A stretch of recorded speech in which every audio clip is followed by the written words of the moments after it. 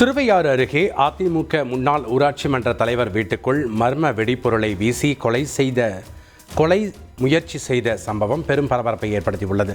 இதில் குடும்பத்தினர் அனைவரும் அதிர்ஷ்டவசமாக உயிர் தப்பினர். பூதலூர் அடுத்த ரெங்கநாதபுரம் கிராமத்தைச் சேர்ந்த பாலமுருகன் 3 முறை அதிமுக ஊராட்சி மன்ற தலைவராக இருந்தவர். இந்த நிலையில் நள்ளிரவில் பைக்கில் ஹெல்மெட் அணிந்து வந்த 2 மர்ம நபர்கள் இவரது வீட்டில் மர்ம பொருள் ஒன்றை வீசியதில் பயங்கர சத்தத்துடன் அது வெடித்துள்ளது.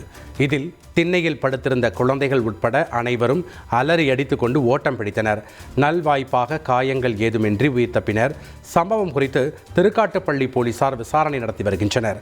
தஞ்சையில் இருந்து வந்த தடயவியல் நிபுணர்கள் அந்த பகுதியில் ஆய்வு மேற்கொண்டனர். ஏடிஎம்கேல கிளை செயலாளராக எனக்கு பாதுகாப்பு, போலீஸு, பந்தோபஸ்து எல்லாமே பண்ணால் நல்லாயிருக்கும். அந்த குண்டு அடிபட்டதில் எனக்கு காது கேட்காம போயிடுச்சு. 2 காதும் அடைச்சிருக்கு. நான் இப்போ ஹாஸ்பிட்டலுக்கு கிளம்பணும். போலீஸ் ஸ்டேஷனில் கம்ப்ளைண்ட் கொடுத்துட்டு ஹாஸ்பிட்டலுக்கு கிளம்பணும். யார் மேலுமே வெறி சந்தேகம் அந்த மாதிரிலாம் யாரும் கிடையாது. என்னை யாரும் சந்தேகப்பட்ட மாதிரி நடந்துக்கிட்டதும் இல்லை. நான் பாப்பா பாத்ரூம் போகணுன்னு எல்பி கொண்டு நிற்க வச்சோம். வண்டி இருந்தோன்னா உட்கார வச்சிட்டேன். இவங்களும் அதட்டினாங்க, யார் என்னன்னு. அதட்டினோன்னா இவங்க எந்திரிக்கிறதுலையும் அது போட்டோன்னே வெடிச்சிருச்சு சார். பிள்ளைங்களாம் கத்த ஆரம்பிச்சிருச்சு. பாப்பா பெரிய பாப்பா எப்பா வண்டி வெடிச்சிருச்சுப்பா, காப்பாத்துங்கன்னு கத்து. செய்திகளை உடனுக்குடன் தெரிந்து கொள்ள உடனே சப்ஸ்கிரைப் பண்ணுங்க.